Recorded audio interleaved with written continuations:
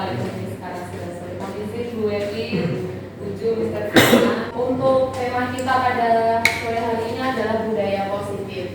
Ini adalah diseminasi atau pembagian kembali atau menyebarkan apa yang sudah saya dapatkan. Nanti kalau ada kurang lebihnya mungkin Bapak Ibu sudah juga mungkin mendapatkan, silakan kita sama-sama berbagi. Nah, sebelum kita berangkat lebih jauh lagi, apakah ada sesuatu di dalam benak Bapak Ibu mengenai budaya positif? Kira-kira apa yang ada di dalam benak Bapak Ibu? Budaya positif itu apa? Silakan, bebas. Ya, itu kebiasaan yang kita ciptakan yang mengajak anak untuk berpikir, melakukan aktivitas kebiasaan positif dengan cara kita mengajak anak memikirkan bersama. Kita bersama berpikir, membuat komitmen bersama kepada anak-anak untuk menciptakan sebuah kebiasaan positif, tapi komitmen bersama anak. Seperti itu. Oke, luar biasa. Ada lagi Bapak Ibu? Ya. Saya iya. salah. 1, 2, 3. Silakan dulu. Oke Bu, terima kasih. Bu Asin, dari Pak Mo baru. Budaya positif itu dibangun yang dasar adalah dari kita sendiri. Kemudian tentunya itu yang akan membangun atau memotivasi kita nantinya, dan tentunya dibutuhkan sebuah konsistensi diri dari kita dulu, baru ke siswanya.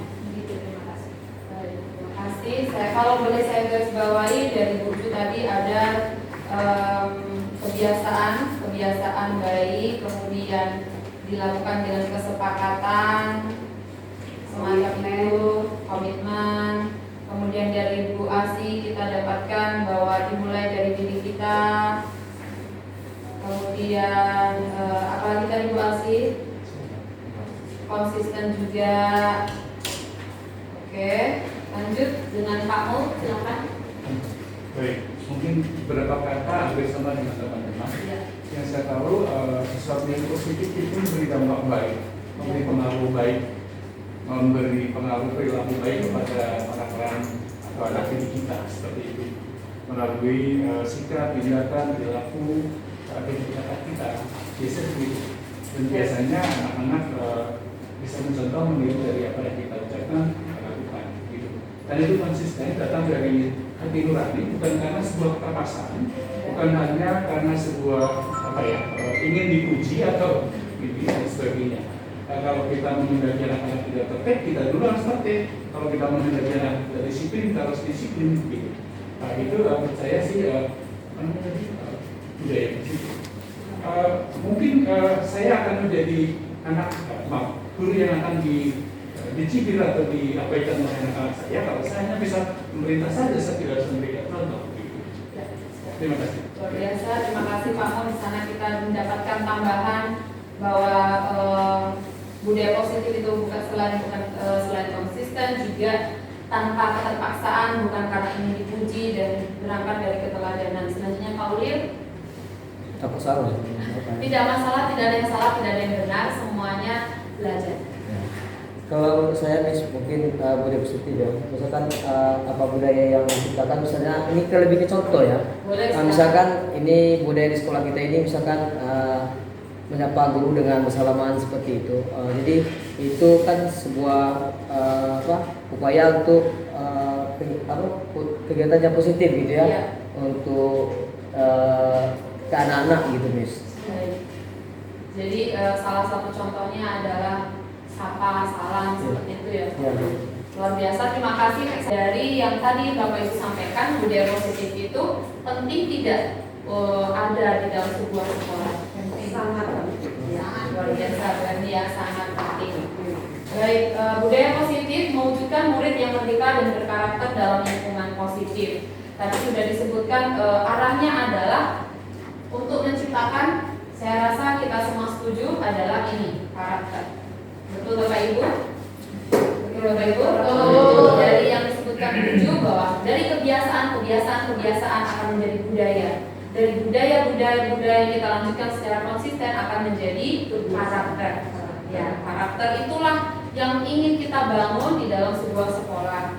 Nah, tentu saja sebagai sekolah penggerak tentu sekali lagi kita akan kembali kepada filosofi Ki Hajar Dewantara. Salah satunya adalah bagaimana kita mengembangkan atau membelajarkan murid itu dengan berpihak pada murid itu sendiri.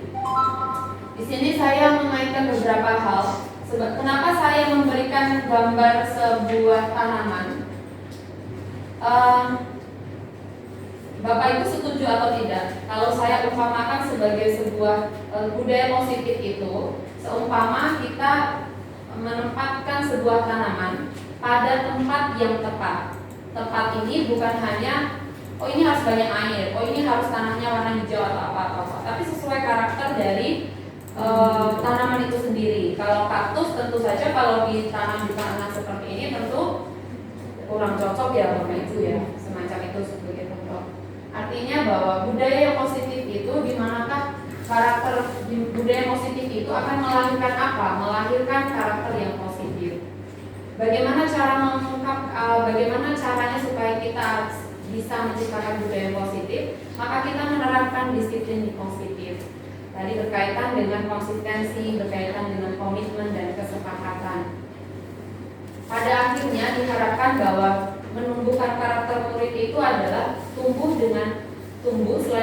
selain tumbuh adalah aman dan nyaman. Bukan hanya tumbuh dengan tekanan, dengan pressure, dengan segala investigasi yang berlebihan mungkin, tetapi tumbuh dengan aman dan nyaman.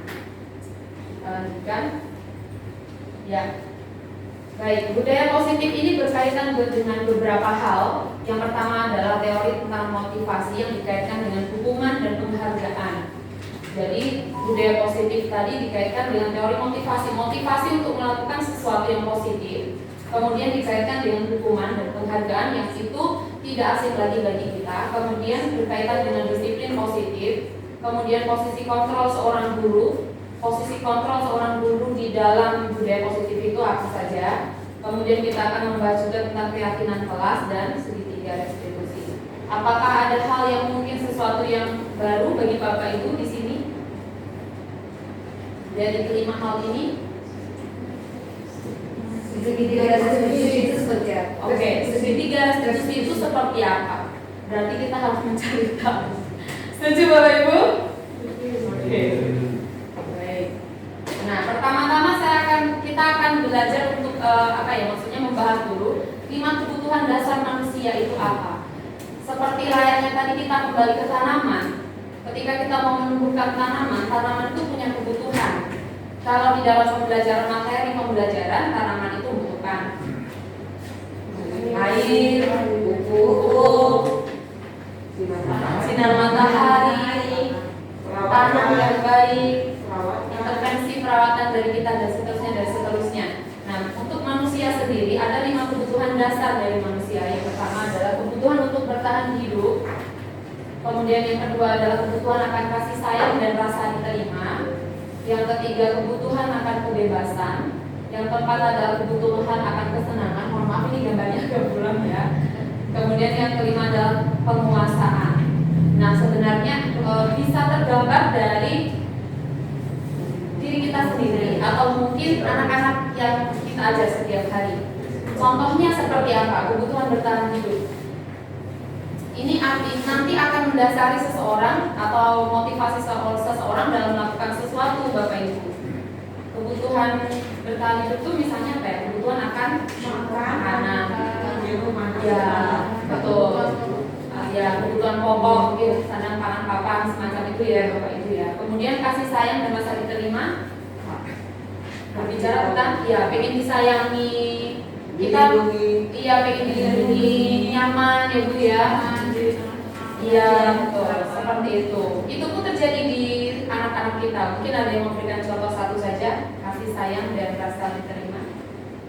Iya, contohnya di kelas saya ya Bu ya. Kalau masuk itu kadang sekali-sekali gitu saya pengennya kalau udah hari Senin mungkin kangen ya. Yuk, kalau masuk tuh selalu saya rangkul. Kadang anak laki-laki kita gini aja, karena nggak mau pengennya juga dirangkul. Oh jadi saya bilang oh iya mas, mereka memang butuh kasih sayang juga dari gurunya. Padahal gurunya tuh kadang ya galaknya kadang kuat. Ya, seimbang Bu, seimbang. Selanjutnya bicara kebebasan. Terima kasih Bapak Ibu. Selanjutnya bicara kebebasan. Anak-anak kita bisa lihat pada waktu istirahat mereka betapa senangnya. Seolah-olah tuh kalau sudah keluar istirahat tuh free gitu nih. Bebas. Ya, semacam ya. Terus betul. Nah, itu dia. Itu nantinya kita akan gali lebih banyak. Kemudian kesenangan. Ya, artinya tidak apa ya. Kemudian nambah sedikit yang apa tadi kebebasan tadi ya. Ada dua, memang anak senang main. Apa memang pelajaran kita yang bosan? Nah, itu jadi sangat kita bubar itu ya loncat. Karena memang coba kalau pembelajaran kita menyenangkan, Ya. gurunya banyak ini. Nah kalau gurunya pakai media ajar atau bahan apa namanya alat peragam, kalau pas mau di wilayah atau di apa supervisi ya memang belum ngeri. Dulu aja gurunya gitu ya anak-anak tersiksa kan. Jadi begitu selesai ya anak-anak loncat. Tapi kalau pelajarannya menyenangkan, lah kok udah selesai kan? Nah, ini PR kita Bapak Ibu. Baik, terima kasih Bu Eni. Selanjutnya adalah bicara mengenai kesenangan, bahwa memang manusia itu punya kesenangan masing-masing dan intensnya adalah bahwa semua orang berusaha untuk menggapai kesenangannya. Bisa dibicarakan mungkin hobi lah yang paling umum ya Bapak Ibu ya, tidak bicara yang lain. Mungkin hobi, masing-masing orang punya hobi, punya kesenangan. Kesenangan saya mungkin bisa berbeda dengan Pak Jiron, tapi bisa saling menerima. Kemudian penguasaan, bicara mengenai bisa juga tentang ingin diakui, Bapak Ibu. Ingin diakui. Mungkin Bapak Ibu bisa memberikan contohnya penguasaan. Jadi ingin diakui, ingin terlihat hebat dan seterusnya. Contohnya bagaimana? Lebih ke apresiasi. Ya, saya kasih contoh satu lagi. Contohnya Nirna lagi. Dia itu mau jadi nomor 1 selalu. Ya. Jadi kalau misalnya dia misteri ya. Jadi kalau misalnya lagi tunjuk tangan, sebenarnya dia bukan yang pertama tunjuk tangan. Kalau dia itu tidak diberi kesempatan menjawab, dia akan langsung seperti apa ya? Maksudnya dan betul semacam itu. Karena dia ingin selalu nomor 1 semacam itu. Nah, ini hal juga yang sebenarnya yang ini berarti kelebihan tentunya. Tetapi manusia punya kebutuhan seperti itu juga sebenarnya. Sekalipun masing-masing orang akan berbeda tergantung daripada kesehariannya mengasah diri supaya bisa menseimbangkan bagaimana kita menampilkan karakter ini. Jadi maksudnya kebutuhan ini. Karena semua manusia memiliki 5 kebutuhan ini setidaknya. Kalau saya salah mungkin bisa direnungkan Bapak Ibu dan tidak. Saya butuh kasih sayang, saya butuh bertahan hidup, saya butuh dan seterusnya dan seterusnya. Saya sendiri saya mengakui ya. Itu memang kebutuhan yang memang kita semua berharap ya pengen dapat pengakuan. Seperti kalau di muridnya Bu Meli itu sih Bu Edi saya sudah baik. Iya. Bu Edi Bu Guru saya ini sudah baik. Saya udah gak nakal lagi. Saya sekarang sudah baik. Makanya mari jangan pelit-pelit memuji dan memberikan pengakuan ada anak-anak bahwa itu baik. Kayak Bu Edi tadi, kok saya nggak ini sih nggak diakui baik itu aja kan? Maksudnya Saya sudah diakui Bu. Maksudnya kalau pas kita kalah Bu Edi dibilang karena suaranya pales, itu aja kita kesel ya karena SBK 17 suaranya pales. Jadi pengakuannya kan jadi nggak diakui gitu sih. Mungkin gitu sih. Iya Bu. Terima kasih banyak. Luar biasa. Tepuk pagi. Satu. Tepuk siap. Yang H 2 kali atau yang H 2 kali satunya? Oh, 1 Oke. Siap. Tepuk pagi. Tepuk malam.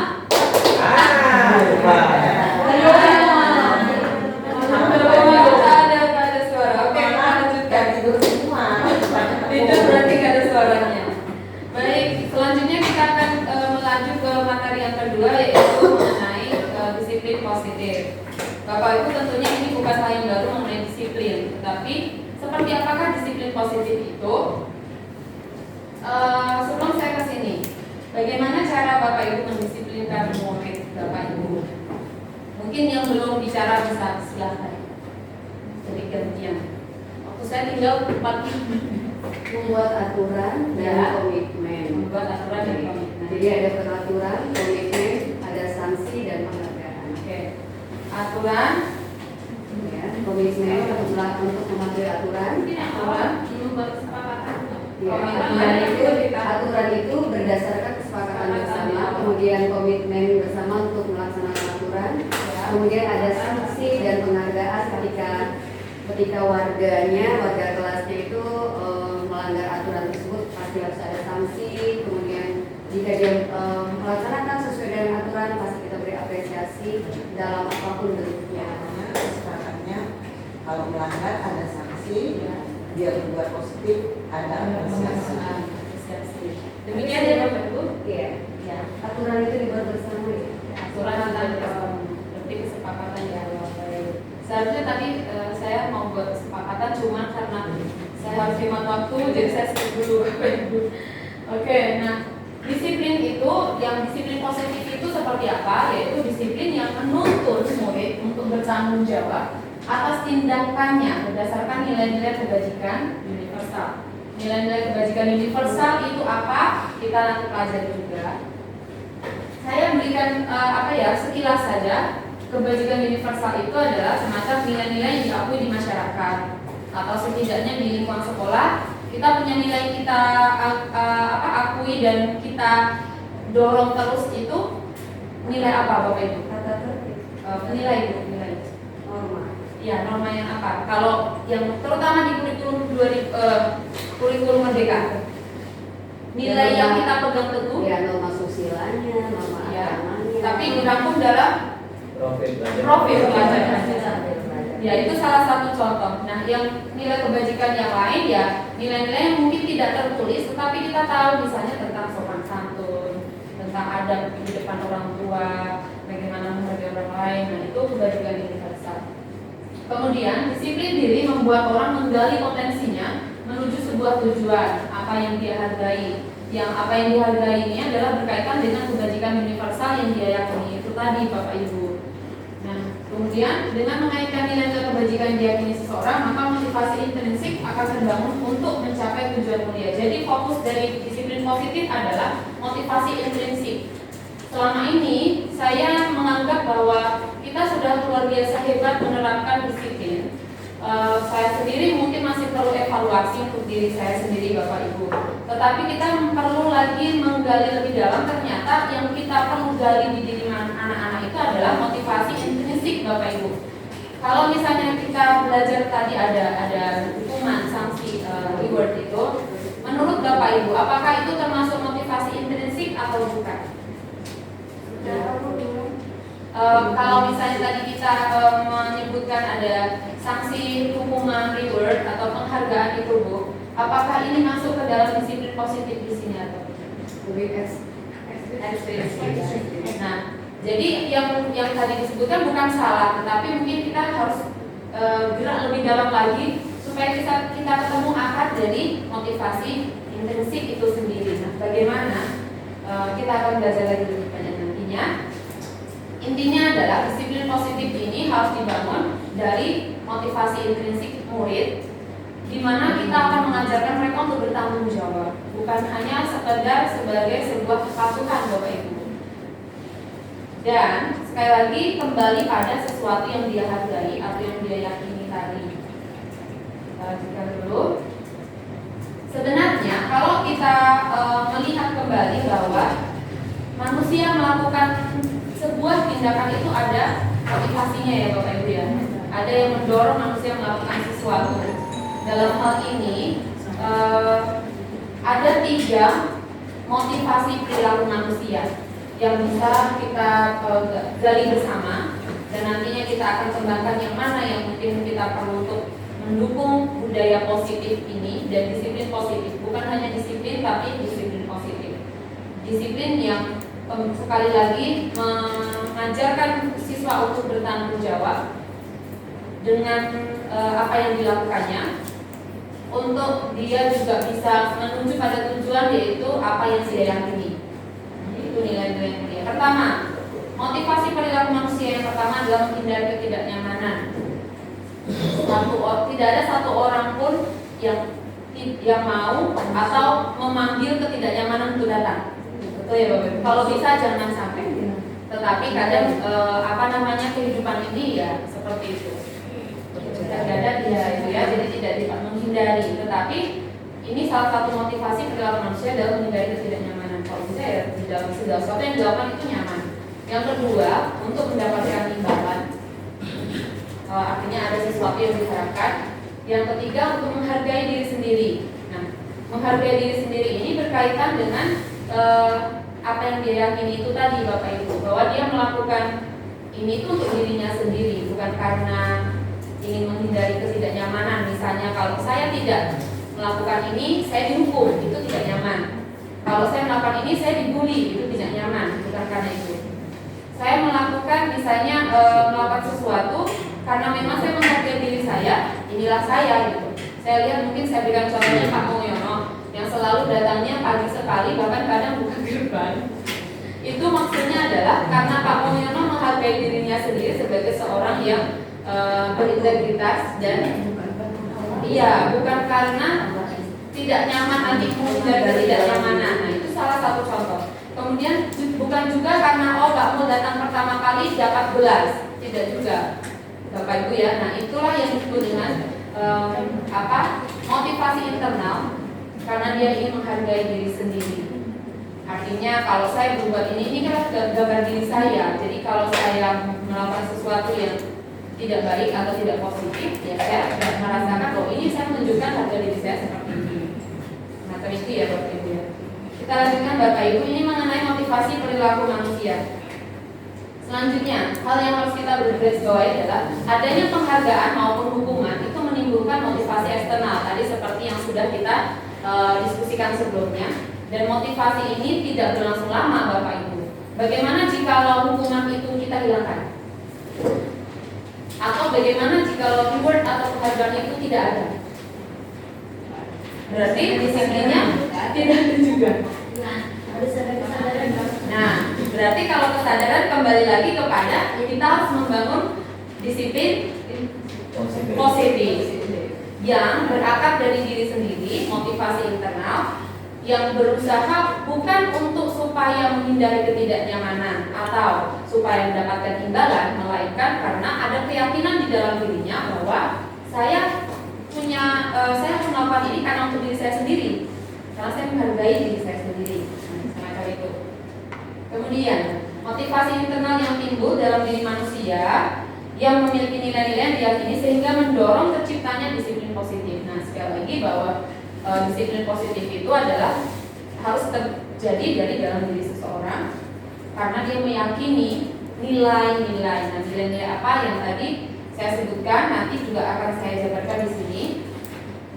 Mungkin sampai di sini ada yang mau ditanyakan Bapak Ibu? Maksud saya apakah arah kita sudah sejalan bahwa yang akan kita sama-sama diskusikan nanti mungkin atau yang akan sama-sama kita bangun ini adalah disiplin positif, bukan disiplin yang karena reward atau punishment, bukan karena penghargaan dan hukuman atau sanksi, tapi yang motivasi intrinsik. Ada yang mau ditanyakan Bapak Ibu? Iya, silakan Ibu. Kalau sosiana dasar, sekolah dasar, untuk timbul kesadaran sendiri itu butuh waktu yang sangat lama. Butuh waktu, betul. Untuk itu memang perlu ada aturan. Aturan itu seyogianya dibentuk dengan cara-cara yang ini, saya pikir gitu. Tapi kalau misalnya tanpa ada aturan tertulis, anak kamu harus tahu di aturan ini seperti ini, tetap rasanya sulit untuk menghasilkan disiplin yang memang aku butuh ini karena aku melakukan ini karena aku butuh aku harus baik gitu. Aku datang cepat supaya aku butuh tidak telat belajar gitu kan. Ya.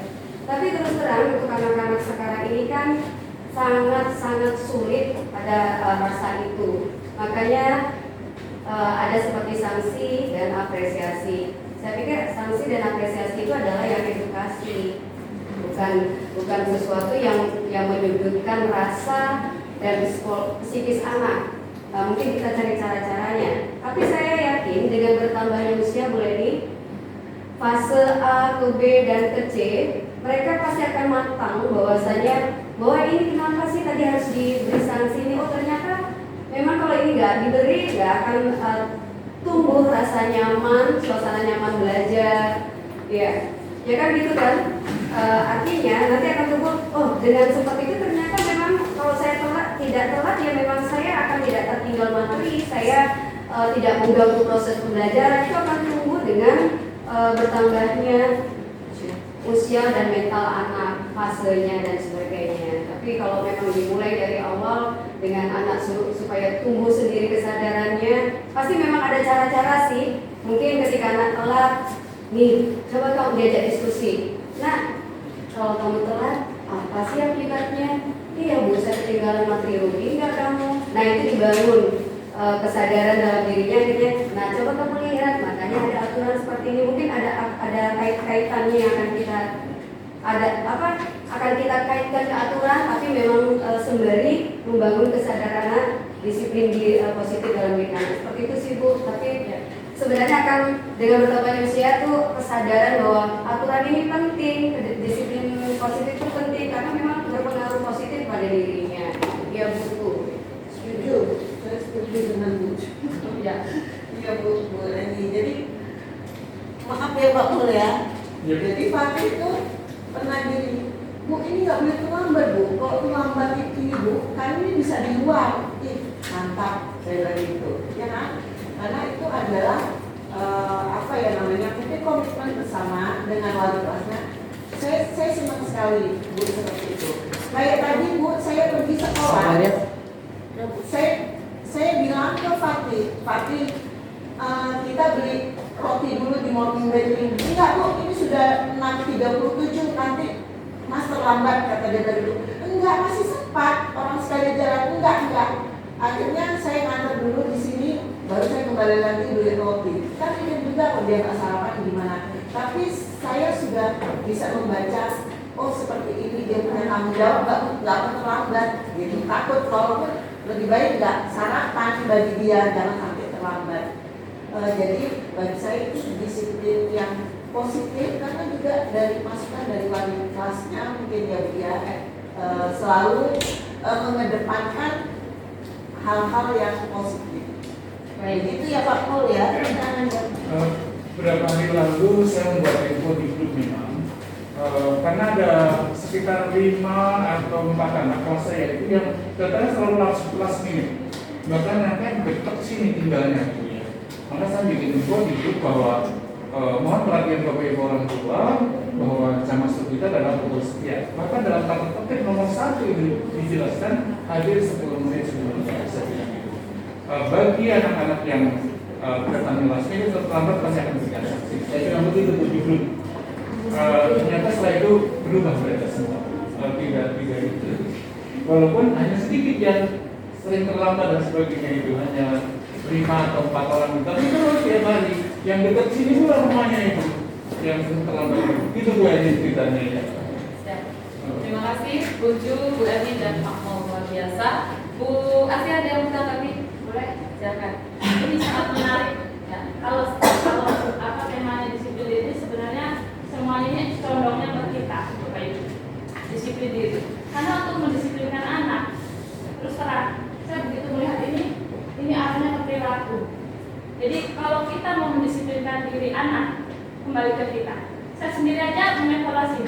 Contoh, saya pagi ini aja sudah menyuruh anak, saya melihat sampah, tapi saya bukan mengambil, tapi saya nyuruh anak lewat. Lewat. Nah, ada sampah. Apa yang kamu lakukan? Harusnya kesadaran itu muncul dari saya. Harusnya saya yang ambil. Dan satu lagi yang mungkin ini juga menjadi motivasi saya. Ketika saya terlambat, apa salahnya? Saya meminta maaf kepada siswa saya. Sementara siswa kita sibuk, kamu terlambat, minta apa dan sebagainya. Tapi ketika saya guru yang terlambat, pernahkah kita minta maaf kepada siswa di kelas? Siswa sudah ada semua. Maaf ya nak, ibu terlambat.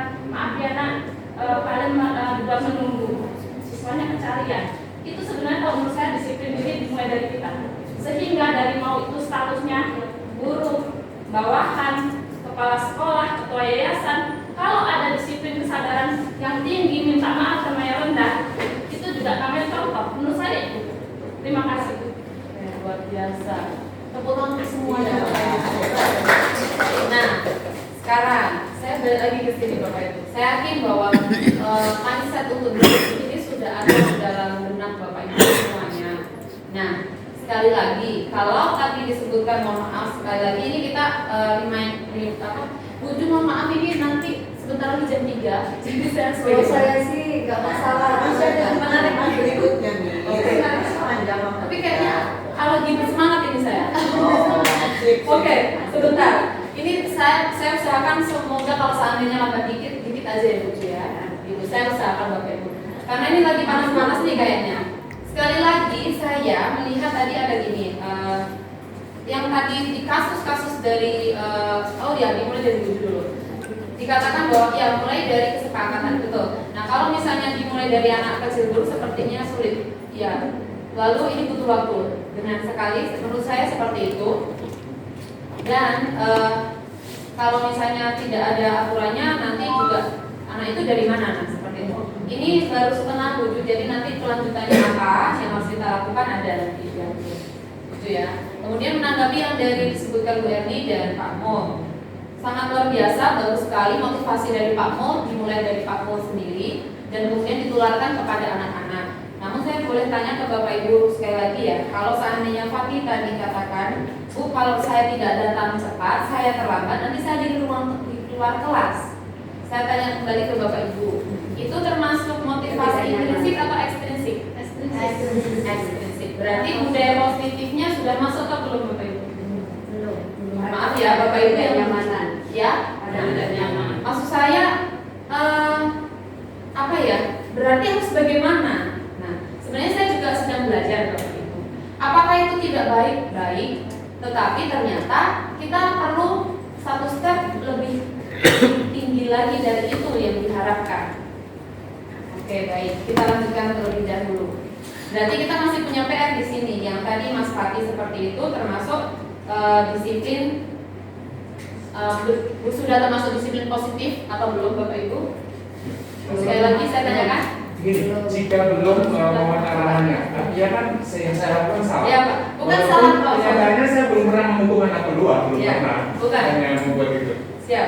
Oke, kalau Ya. misalnya itu belum, mungkin arahan dari Buju seperti apa yang harus kita lakukan? Untuk saya, kalau saya menilai, kan di situ ada yang di awal tadi itu kan ketidaknyamanan. Ya. Iya. Itu motivasi seseorang di dalam melakukan sesuatu. Ya. Tapi Motivasinya kalau merasa merasa kembali ke budaya disiplin positif, yang ditekankan di sini Bapak Ibu mohon maaf, motivasi intrinsik dan bertanggung jawab. Tadi yang dilakukan Mas Fatih sudah bertanggung jawab, tetapi salah satu hal yang perlu kita garis bawahi adalah motivasi intrinsik. Kata Buju itu sulit untuk menuju ke sana, betul. Tapi bukan berarti tidak bisa. Kita perlu coba Bapak Ibu. Ya. Yang tadi maksudnya ekstrinsik itu akan menjembatani menuju ke intrinsik. Nah, Akhirnya bagaimana caranya ke sana? Kita belajar sama-sama ya Bapak Ibu ya. Penasaran Bapak Ibu? Oke. Kita lanjutkan, tadi kita sudah sampai sini. Kemudian motivasi perilaku manusia. Berikutnya. Maaf. Sebelum sampai di sini, saya Oke, bersama-sama kita akan belajar bagaimana ya. Maksudnya tadi kita sudah sebut-sebut mengenai hukuman, kemudian sanksi, atau mungkin kita juga punya konsekuensi. Ya, mungkin yang saya dulu Bu juga begitu Bu. Jadi ayo anak-anak kita sekarang ini ya, yuk awal belajar. Jadi kalau misalnya anak-anak ada yang tugasnya belum selesai, istirahatnya di dalam kelas saja. Makan di dalam kelas saja, tidak boleh keluar. Dan saya bangga Bapak Ibu bahwa jika ada anak yang sudah mengerti, Anak siapa tadi? Noel ya, belum selesai. Noel, karena kamu belum selesai, jadi kamu harus apa? Di kelas bu, nggak boleh keluar istirahatnya. Oke, dia di dalam kelas, dia makan dulu. Kalau sempat ngerjain tugasnya, kalau tidak sempat, yang penting dia ada di dalam kelas karena itu konsekuensi dia belum selesaikan tugas waktu sebelum istirahat. Gitu. Saya bangga bu, karena dia ngerti bahwa itu adalah kesepakatan kita. Ternyata setelah saya belajar ini, itu adalah sesuatu yang masih bukan salah, tapi kita harus belajar lebih lagi, satu step lebih tinggi lagi. Nanti kita akan tahu bagaimana, ya. Karena tidak, ini tadi di sini bu, mana tadi ya? Motivasinya masih eksternal, berasal dari kesepakatan dari luar, gitu. Sekalipun itu sepakat, tapi itu tetap dari luar, belum dari keyakinan yang dia miliki, gitu. Artinya dia belum memiliki keyakinan.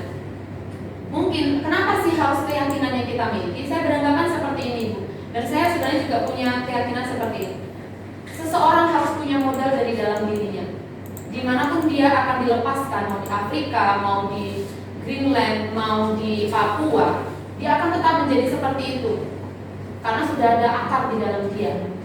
Maksud keyakinan diri itu seperti itu Bapak Ibu. Jadi dimanapun dia berada akan berperilaku seperti itu, bukan karena keadaan, tapi karena dia punya keyakinan itu yang akan dia teruskan. Jadi kalau dia sudah kita berikan sesuatu yang baik, maka yang baik itu akan terus mengikuti dia. Tapi kalau seandainya kita berikan sesuatu yang baik tapi motivasinya eksternal, suatu hari akan berubah. Mungkin kita akan berpikir, akan terjadi misalnya ini, lah saya kenal, oh itu siapa namanya, si Mary itu dulu orangnya baik, kok saya dengar dia di Filipina jadi apa? Nah misalnya seperti itu. Tidak akan terjadi seperti itu harapannya, karena dia sudah punya dasar di dalam diri. Itu maksudnya seperti itu nanti arahnya ya Bapak Ibu. Kita lanjutkan.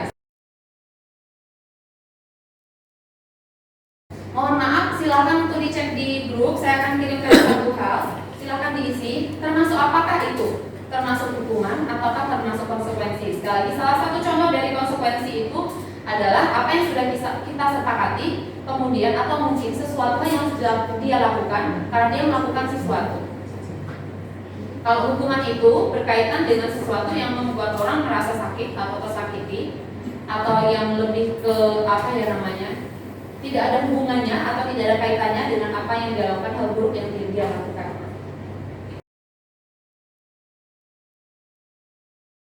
Jadi oke, nomor 1, berdiri di depan kelas sambil mengangkat satu kaki, tentu saja kita setuju ini adalah hukuman.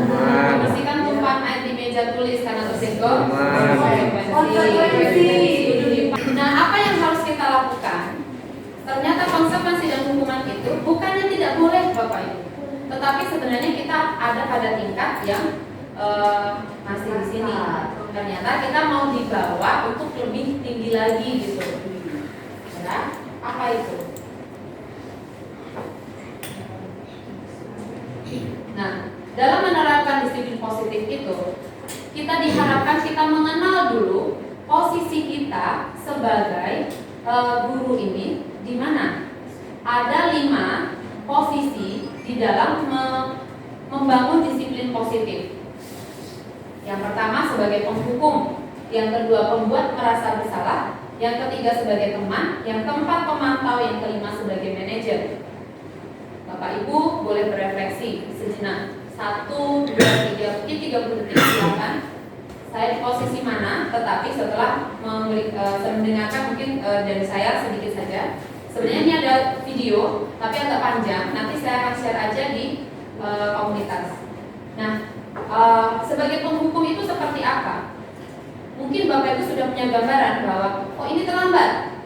Ayo seperti tadi, kamu datang terlambat. Jam berapa ini? Terlambat. Lari keliling lapangan seperti itu. Kemudian artinya dia menggunakan apa ya aturan, kemudian dia memberikan hukuman, bukan konsekuensi ya Bapak Ibu ya, hukuman. Karena kamu melakukan ini, maka saya kasih kamu hukuman ini. Sekalipun mungkin tidak berkaitan dengan apa yang dilakukan, tidak ada hubungannya. Yang kedua, pembuat merasa bersalah.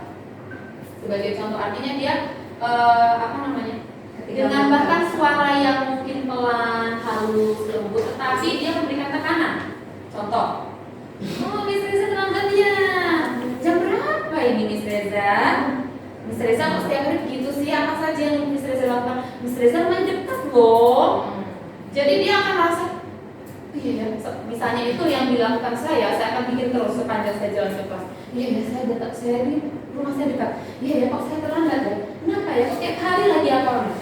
Itu seperti itu. Jadi posisi sebagai pembuat merasa bersalah ini mungkin sih tidak terlihat garang ya Bapak Ibu ya, tetapi dia memberikan tekanan secara halus.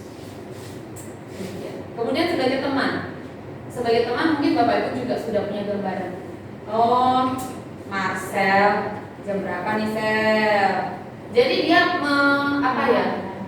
memberikan kenyamanan, berusaha untuk tidak menyakiti, tetapi dia tetap gini arahnya memberikan maksudnya intervensi secara persuasif. Gitulah. Kan ini jam berapa? Kamu bisa loh datang lebih awal. Itu teman. Jadi dia tidak menyakiti, tetapi dia tetap mencoba untuk mengendalikan orang tersebut. Kemudian pemantau. Sebagai pemantau maka dia akan gini. Jam berapa ini nak? Oh, kamu udah terlambat berapa menit? Kemarin kita sudah pernah sepakat loh nak. Apa coba kesepakatannya? Ini Bu datanya. Oh iya, berarti kamu sudah melanggar aturan. Jadi apa yang harus kamu lakukan?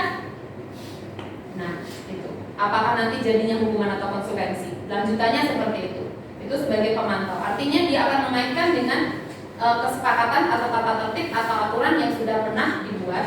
Kemudian akan mengajak dia untuk melakukan apa yang dia lakukan. Kemudian yang kelima adalah sebagai manajer. Dan sebenarnya inilah yang diharapkan dari kita semuanya Bapak Ibu. Sebagai manajer, maka dia akan melakukan restitusi.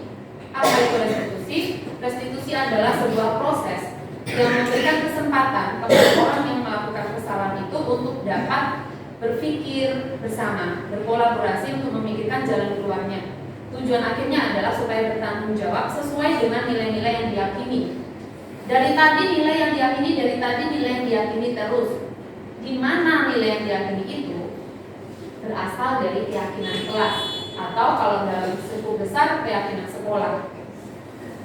Nanti akan ada waktunya untuk bisa membentuk keyakinan kelas atau keyakinan sekolah terlebih dahulu. Dari situ awalnya mungkin Bu Ju tadi kan bertanya, itu kan harus ada ini yang bisa menjadi patokan gitu ya Bu Ju ya. Nah, di situ keyakinan kelas atau keyakinan sekolah. Nah, seperti apa manajer itu? Saya akan bagikan nanti videonya di grup saja ya Bapak Ibu ya. Karena kalau kita lihat sama-sama mungkin akan butuh waktu yang lebih lama lagi.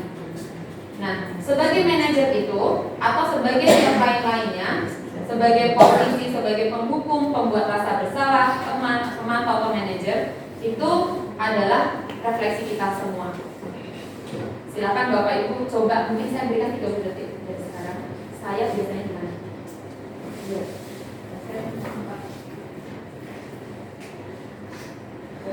Iya. Ya. Ada kalanya saya itu sebagai teman dan sebagai pembuat rasa bersalah. Jadi tema ini memang tadi ini memang terjadi di kelas saya, gitu Ibu ya ceritanya. Jadi ada murid saya Bu, sehari masuk, sehari enggak, sehari masuk, sehari enggak.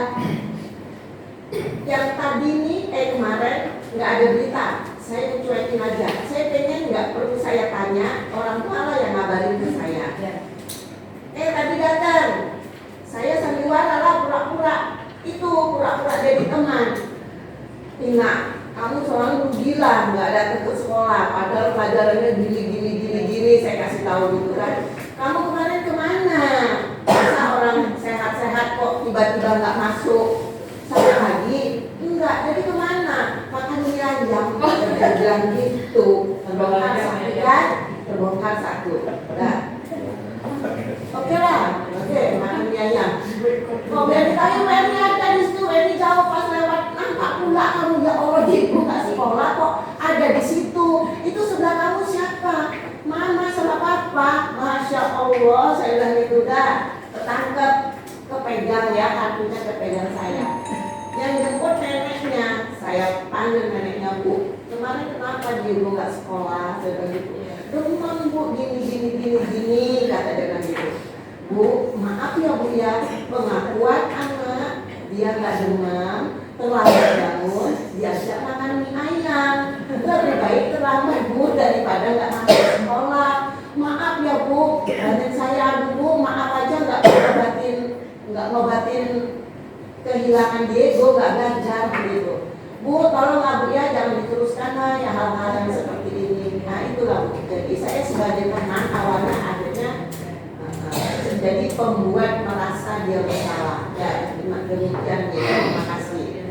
Bu Eni hari ini refleksi ya, satu kasus. Bapak Ibu pasti pengen lagi yang lainnya, tapi mungkin bisa ditulis nanti ya Bapak Ibu ya di tempat lainnya. Nanti kita akan berikan supaya bisa menuliskan refleksinya. Mengapa ini kayak gini aja? Penting ini Bapak Ibu ternyata. Sekali lagi yang tadi saya ungkapkan di awal, materi ini menampar saya sekeras-kerasnya.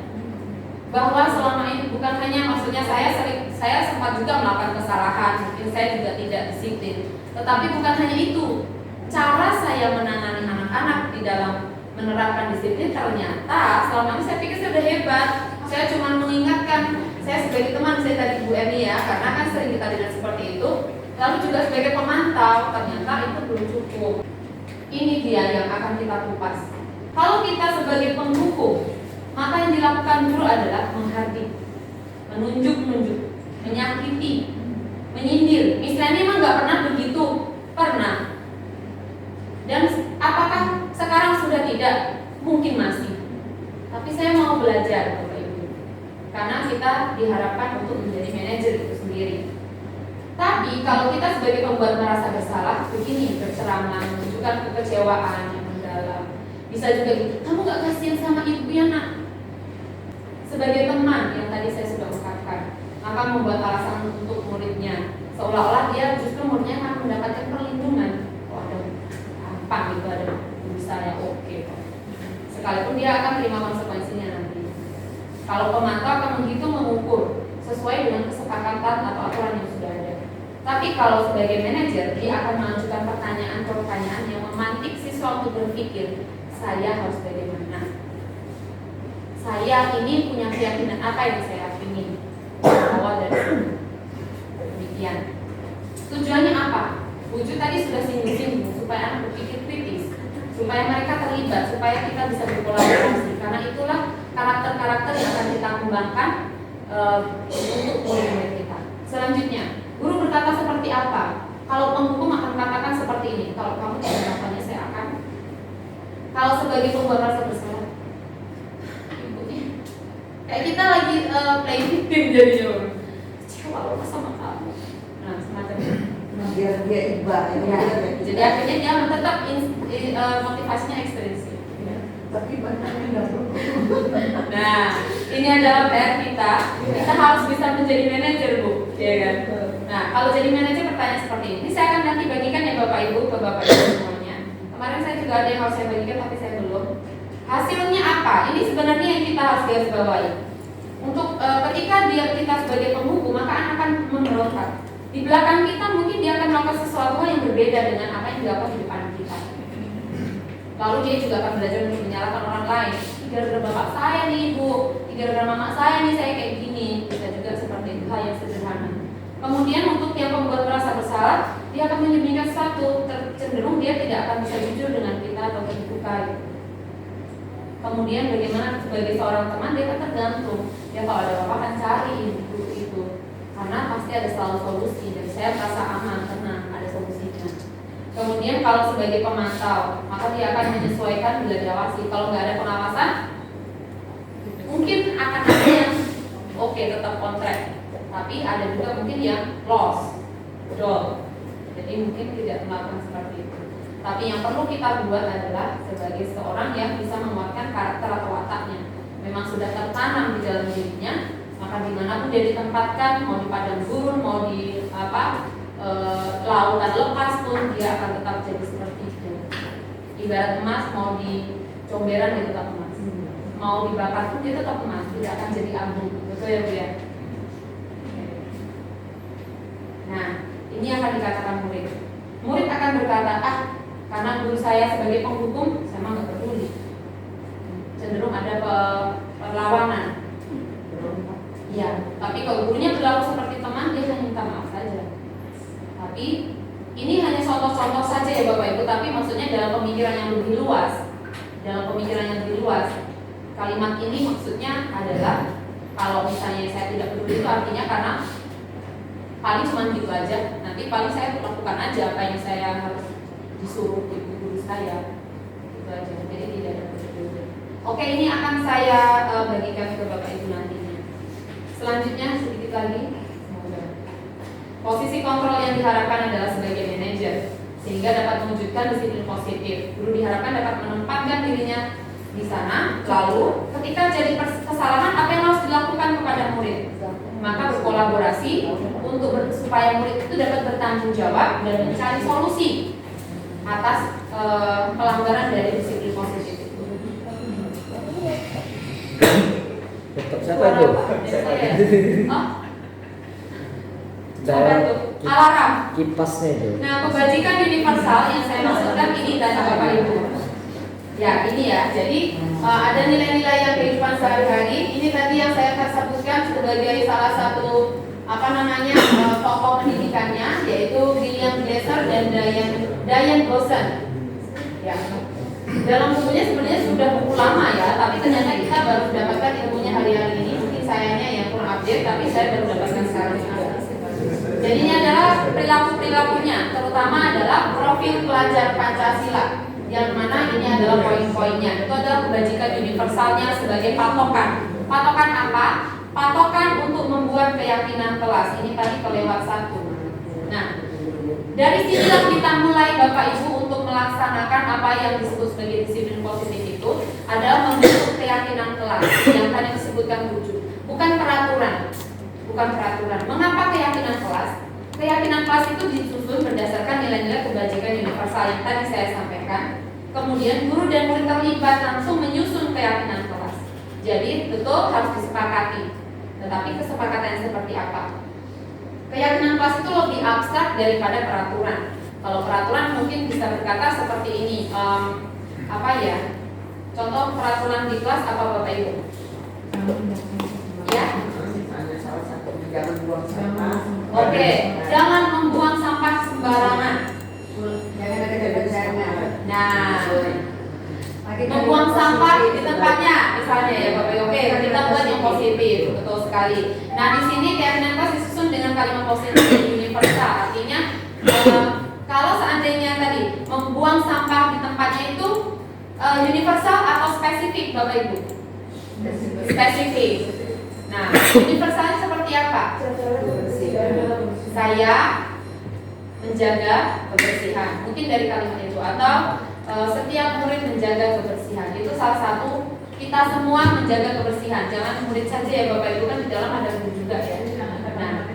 Nah, dan jangan ada kata negatif, kalimat negatif atau kata negatif itu misalnya menggunakan kata jangan atau tidak. Jadi kita Apalagi pakai kata awas ya. awas. Wah, ngeri itu kalau awas tuh. Sebagai penghukumnya sudah saja. Iya. Dilarang, ya betul, itu negatif ya. Berarti kata-kata yang selama ini dilarang itu yang ada tersurat di sini harus dilepas. Iya. Kecuali yang bahasa Inggris ya. Karena bahasa Inggris berarti kita harus gunakan kata lain ya, buntere ya. Tidak dilarang negatif. Kita pakai berdi. Ya. Tidak ada do not atau not. Ada don't. Kalau bahasa Inggris sudah bisa, memang ibu-ibu di Asia ini yang jurus-jurus. Nah, itu dari konten juga. Jangan memberikan pujian. Apresiasi. Baik. Jadi Bapak Ibu, dari mana awalnya kita bisa membangun tadi? Arahnya ke sini. Kebajikan-kebajikan tadi kita masukkan ke dalam keyakinan kelas. Jadi di awal kita buat dulu keyakinan kelasnya Bapak Ibu. Ini prosedur penyusunan keyakinan kelas. Tentu saja melibatkan semua murid. Kalau perlu misalnya semua guru yang mengajar di sekolah boleh. Dimulai mungkin dari brainstorming atau curah pendapat. Kamu apa? Atau dengan memberikan kertas ke anak. Kira-kira menurutmu apa sih yang kita yakini sebagai sesuatu yang baik yang akan kita pedomani selama kita belajar? Bisa juga dengan membagikan. Sebenarnya tadi ini saya mau bagikan ini Bapak Ibu sebagai awal untuk kesepakatan kelas kita di Kombel Cendikia apa misalnya kita mau buat, maksudnya sekaligus sebenarnya tadi ya Bu Ju, cuman karena waktunya masih belum sempat, mungkin lain waktu kita buat kesepakatan atau keyakinan Kombel Cendikia. Ibu Bapak Ibu boleh gunakan kertas ini, anak-anak bisa menulis sendiri, anak kelas rendah mungkin bisa didampingi, lalu nanti ditempel di situ, lalu disepakati bersama. Ini sudah sepakat atau belum? Kalau sudah sepakat, mungkin anak-anak bisa tanda tangan di sekitarnya sebagai bukti bahwa kita yang buat, kita sepakati, ya kita jalankan bersama. Oh gitu, jadi memang harus dituangkan. Iya, dituangkan dengan kesepakatan. Kalau ininya sebagai bukti saja dan mau disimpan, mungkin kita bisa buat di dalam bentuk yang lain boleh juga. Yang tadi prosesnya harus dari murid bersama-sama. Betul. Selanjutnya dulu. Nah, selanjutnya bisa dipajang keyakinan kelas. Sekali lagi Bapak Ibu, keyakinan kelas harus bersifat lebih universal. Ya, universal, jangan sesuatu yang terlalu spesifik. Misalnya tadi buanglah sampah pada tempatnya terlalu spesifik, tapi kita punya keyakinan bahwa misalnya dengan kalimat-kalimat yang lebih indah, kelas yang bersih, ya aku senang. Misalnya bisa begitu juga. Jadi nilai-nilainya yang kita tuangkan di situ. Jadi sebaiknya lebih ke universal. Universal. Selanjutnya, ini contohnya. Setiap anggota kelas perlu belajar. Sebenarnya di dalam belajar itu ada apa? Mengerjakan tugas, tepat waktu, dan seterusnya seperti itu. Perlu senang. Kalau perlu senang ini artinya saya senang, orang lain juga harus senang. Artinya saya harus berusaha bagaimana supaya jangan sampai saya di sini teman saya nggak senang. Misalnya saya buat dia pukul, itu kan orang lain nggak senang. Nah, jadi nanti arahnya ke sana nanti kita bimbing senang itu seperti apa. Bukan hanya saya, tapi juga kita harus mengkondisikan teman kita juga harus senang. Kalau saya pukul dia, berarti saya sudah buat orang lain tidak senang. Berarti saya melanggar keyakinan kelas. Jadi ini kayaknya gambaran-gambaran ini selalu ada di ruang dokter ya, untuk pasiennya gitu ya. Seperti motivasi gitu ya. Oke, ada bayang nggak Bu? Ya, tapi luar biasa. Tak memang bayang langsung. Bagaimana Pak Ulin, kebayang juga? Bayang. Luar biasa. Ini contoh keyakinan kelas di kelas 1, ini contoh di kelas 5. Bahasanya sudah lebih sedikit kompleks. Bersikap positif. Senantiasa menjadi diri terbaik. Diri terbaik, bukan terbaik di antara kelas-kelas, Terbaik dari sebelumnya. diri sendiri. Ya, itu maksudnya. Nanti bisa dijabarkan. Karena kita yang di kelas-kelas yang sudah lama-lama itu diganti dengan ini segar. iya betul Bu. Kita bisa mulai nanti. Ya Bapak Ibu. Nah ini di kelas yang lebih tinggi lagi, kelas 7 SMP. Meyakini bahwa sangat penting untuk menghormati semua orang dan barang milik orang lain. Di situ tertuang bahwa ngambil barang orang lain tanpa izin tidak boleh, minjem harus segera kembalikan. Ya, lebih universal lagi. Kalau anak kelas itu ya udah lebih lah, kalau anak kelas 10. Ya, jadi yang kita lakukan apa sebenarnya hal yang harus kita lakukan kalau ada yang melakukan kesalahan Bapak Ibu? Kalau ada yang melakukan kesalahan, maka kita melakukan segitiga restitusi. Apa itu segitiga restitusi? Segitiga restitusi adalah proses menciptakan kondisi bagi murid untuk memperbaiki kesalahan mereka, sehingga mereka bisa kembali pada kelompok mereka dengan karakter yang lebih kuat, membawa mereka untuk lebih bertanggung jawab dan memiliki nilai diri yang lebih baik, karena kita selalu ingatkan dengan keyakinannya. Segitiga restitusi itu di sini ada 3 tahap. Tahap yang pertama adalah menstabilkan identitas, yang kedua memvalidasi tindakan yang salah, yang ketiga menanyakan keyakinan. Jadi dasarnya adalah keyakinan kelas itu tadi. Bagaimana caranya? Nanti ada videonya juga, saya akan kirimkan ke Bapak Ibu. Nah, menstabilkan identitas itu contohnya seperti apa? Kita memberikan penguatan kepada murid bahwa semua orang itu mungkin melakukan kesalahan. Semua orang itu mungkin lupa. melakukan ini pasti kamu ada alasannya, nak. Kamu melakukan ini tentu karena ada sesuatu yang mendorongmu melakukan ini. Itu adalah menstabilkan identitas. Jadi anak itu sudah dibawa pikirannya untuk kembali kepada kita. Iya. Jadi di situ bukan berarti membenarkan apa yang dilakukan, karena ini bersatu satu ya Bapak Ibu. Kemudian validasi tindakan yang salah. Nah, apa itu? Artinya kita memberikan kesadaran kepada anak yang kamu lakukan itu hal yang salah atau bukan.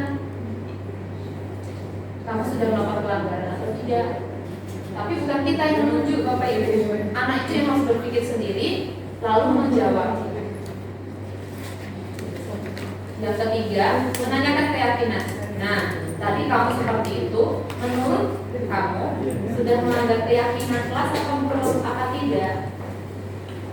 Keyakinan kelas yang mana, nah? Jadi kita selalu kembalikan kepada keyakinan kelas. Apakah sampai di situ saja? Tidak. Setelah menanyakan keyakinan kelas, kita menanyakan, jadi menurutmu apa yang harus kamu lakukan? Solusi. Ya, mencari solusi. Jadi anaknya kita aja mencari solusi, bukan hanya kita. Karena kamu begini, kamu harus begini juga. Tapi kamu sudah melakukan ini. Jadi menurutmu kamu harus apa? Ternyata malah dengan begitulah kita membangun koneksi dengan anak. Pasti itu akan mempengaruhi dalam pembelajaran pastinya, Bu. Tetapi bukan berarti kita membuat mereka itu jadi terlena tidak melakukan disiplin. Kita terapkan disiplinnya, mereka juga nyaman belajarnya. Tujuan akhirnya di sana. Mungkin ya. Jadi kalau untuk koreksi diri ini banyak banget. Refleksi diri ya. Saya tamat-tamat sampai benjol-benjol kemarin, Bu. Demikian. Ada lagi Bapak Ibu, karena saya akan segera mengakhiri untuk sampai di sini. Untuk berikutnya, saya akan berikan video-videonya ke komunitas belajar. Saja PR kita ketika praktis di lapangan dengan menghadapi 20 atau 30 anak kan nggak mungkin dengan satu anak kita tanya begitu. Kita cari waktunya. Pasti kita akan cari waktu. Bisa waktu istirahat. Bisa juga pada waktu mungkin pas anak-anak lagi ada kegiatan saya lupa kan. Sarapan Bu. Progres. Mungkin dia ada waktu mungkin belum sudah sarapan atau apa, kita bisa ambil waktunya di situ sambil berdiskusi. Demikian.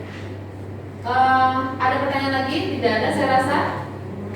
Jadi kita kembali lagi ke sini. Menurut Bapak Ibu, yang tadi kita sudah bahas, apakah sudah termasuk disiplin positif? Yang oke, tadi yang diangkat kasusnya Mas Fatih ya, Bu Emi ya. Itu sudah termasuk disiplin positif atau belum? Sudah. Sudah. Bagus. Iya, bagus, Bu. Menurut saya juga bagus, Bu. Maksud saya, tapi ternyata yang kita inginkan adalah motivasi intrinsik. Tapi maksudnya bukan berarti itu salah, tidak. Karena selama ini saya juga seperti itu. Tapi iya.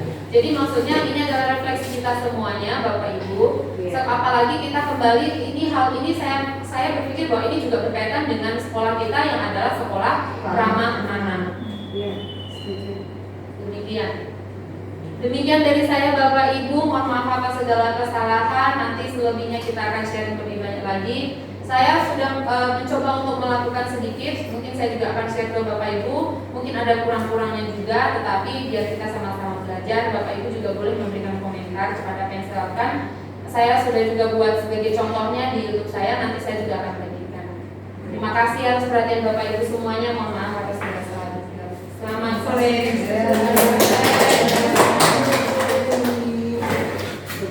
Ya, baik. Selamat siang anak-anak. Semuanya sehat? Tepuk pagi. Tepuk siang. Tepuk siang. Tepuk malam. Oke, bagus. Nah, oke, hari ini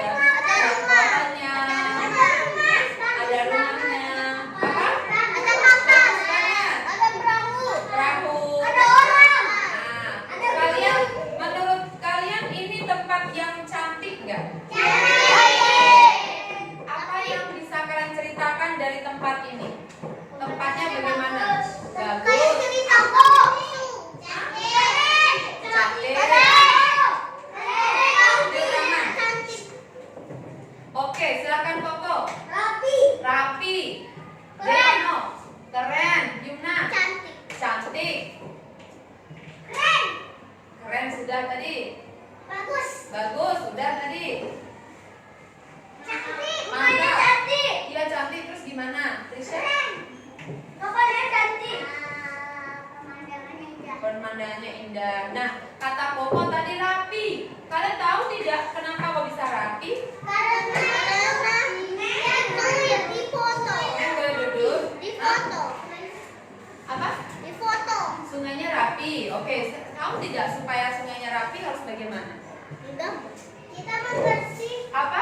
Kita Membersihkannya, menjaga. Kita nggak boleh buang sembarangan. Tidak membuang sampah sembarangan. Mungkin itu ya, mungkin itu yang mereka lakukan. Anak-anak, ini tempatnya nyaman tidak menurut kalian?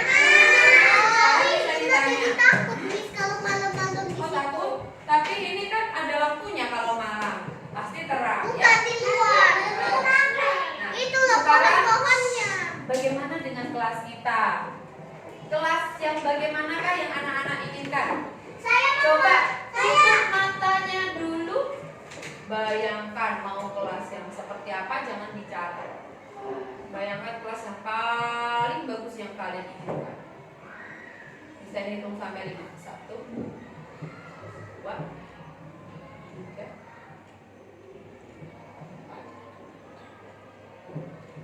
5. Tunjuk tangan yang mau cerita. Beril, kelas yang seperti apa? Cantik. Saya.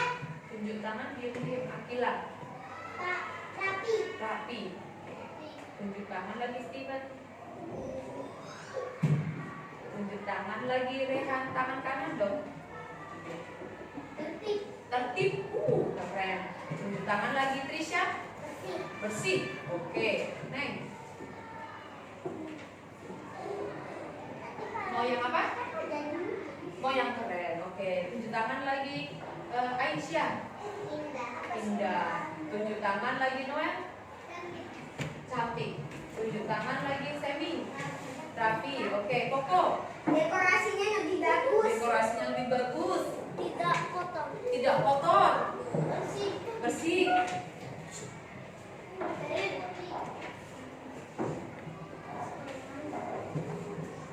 Apa? Yang apa? Yang menjaga kebersihan. Yang besar.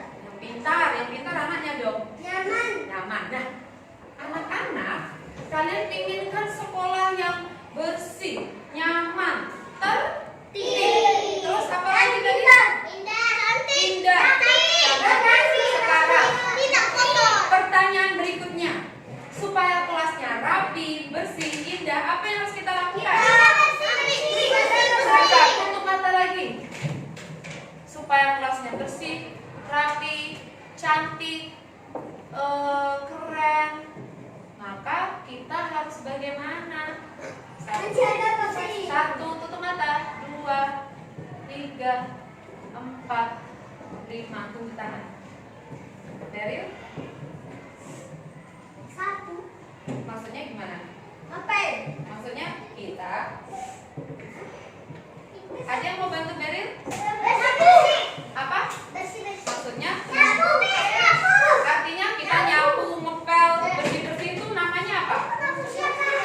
Menjaga. kebersihan. Oke, menjaga kebersihan. Apa lagi? Aku.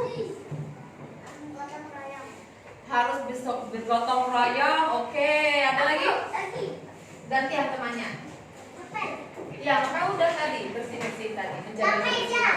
Udah, lap meja, ngepel, kemudian bersih-bersih tadi udah menjaga kebersihan. Udah ya, lap kaca masuk ke menjaga kebersihan ya. Ada lagi? Tadi kan katanya siapa tadi yang bilang? Itu tadi tertib. Nah, coba tutup mata lagi. Supaya tertib itu harus bagaimana? 1, 2, 3, 4, 5. Tunjuk tangan. Reva, supaya tertib harus bagaimana? Tunjuk tangan. Duduk rapi. Semi ada lagi mungkin? Enggak? Ririn? Iya, duduk rapi. Tertib. Tertib siapanya yang tertib? Anaknya harus tertib.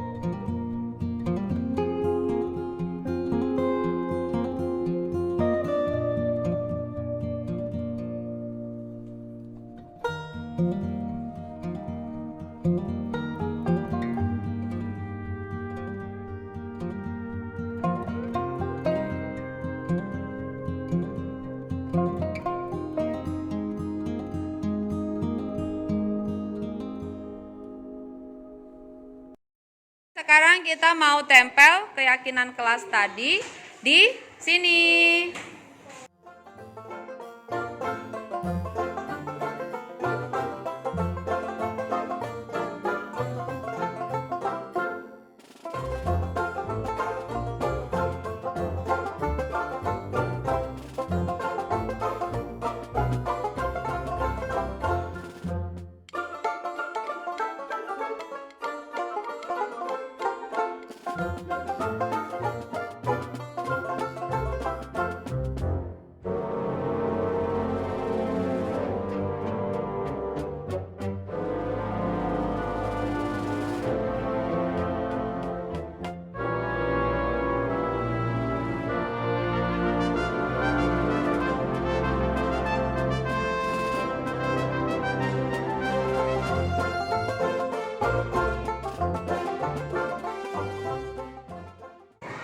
Baik anak-anak, tadi anak-anak sudah menempelkan keyakinan kelas yang sudah anak-anak tulis sendiri. Ya. Berarti keyakinan kelas ini siapa yang buat? Kita Kita semua. Keren gak kita nih? Oke, thank you ya. Nah, sekarang Miss Teni mau tanya, kita mau sepakat tidak dengan keyakinan kelas yang sudah kalian tulis ini? Iya, iya. Kita satu-satu ya. Yang pertama, boleh Miss Teni dibantu dengan Koko, sini Koko. Oke. Nah, Koko boleh dibantu dibaca ini apa bacaannya? Sopan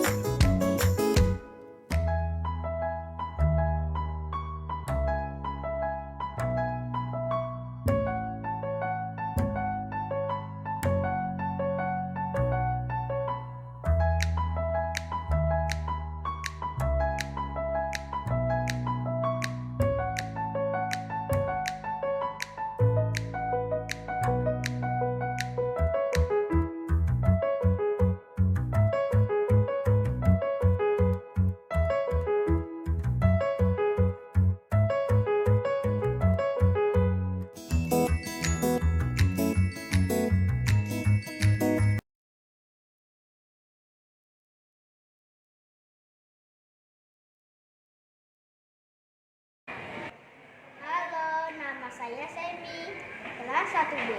Semi, apakah kamu pernah melakukan kesalahan? Apa itu? Tidak datang tepat waktu. Lalu apakah gurumu marah? Lalu bagaimana perasaanmu?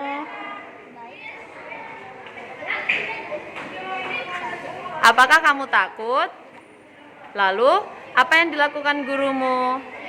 Mengajak agar datang lebih cepat. Oke, datang lebih cepat itu sesuai dengan apa? Keyakinan kelas. Oke, baik. Terima kasih, Semi.